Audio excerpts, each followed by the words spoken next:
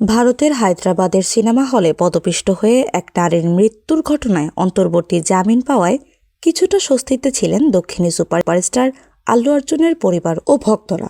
তবে এবার আরও জল ঘোলার ইঙ্গিত। নায়কের জামিন নিয়ে সর্বোচ্চ আদালতের দ্বারস্থ হতে চলেছে প্রশাসন। ভারতীয় সংবাদ মাধ্যম টাইমস নাওয়ের এক প্রতিবেদনে বলা হয়েছে, পদ্মলিত মামলায় এবার নায়কের জামিনের বিরুদ্ধে সুপ্রিম কোর্টে যাওয়ার সিদ্ধান্ত নিয়েছে তেলেঙ্গা পুলিশ।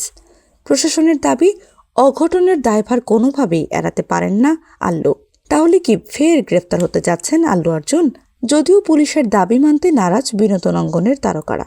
প্রসঙ্গত, সম্প্রতি মুক্তি পাওয়া পুষ্পা 2 সিনেমার প্রিমিয়ারে পদপিষ্ট হয়ে রেবতী নামের এক নারীর মৃত্যু হয়। এ ঘটনায় গত 13ই ডিসেম্বর গ্রেপ্তার হন আল্লু অর্জুন। অবশ্য সেদিনই আদালত তাকে অন্তর্বর্তী জামিন দিয়েছেন, যদিও অভিনেতাকে এক রাত জেলে থাকতে হয়েছিল। সিনে পর্দায় পুলিশের হাতে পরাস্ত না হলেও বাস্তবে শেষমেশ পুলিশ আইনের কাছে মাথা নিচু করতে হয় পুষ্পা আল্লু অর্জুনকে। সাদা হুডি টি শার্টে স্ফুলিঙ্গ ফুটলেও থানায় দাঁড়িয়ে পুষ্পার তেজ কম দেখা যায়।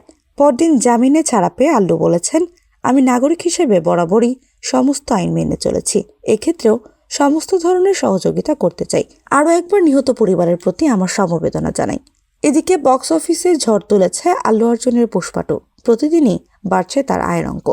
সেখানে এই পুষ্পা নিয়ে আল্লু খুশি থাকবেন কি পরিবর্তে সিনেমা ও নিজের এই খ্যাতি নিয়ে বিপদে পড়লেন?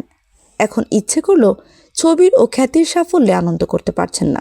এর মধ্যে দেখা গেল সুপ্রিম কোর্টে হাজিরা দেওয়ার শঙ্কা, ফলে নায়কের পক্ষে গ্রেপ্তার এড়ানো সহজ হবে কিনা তা বলা যাচ্ছে না।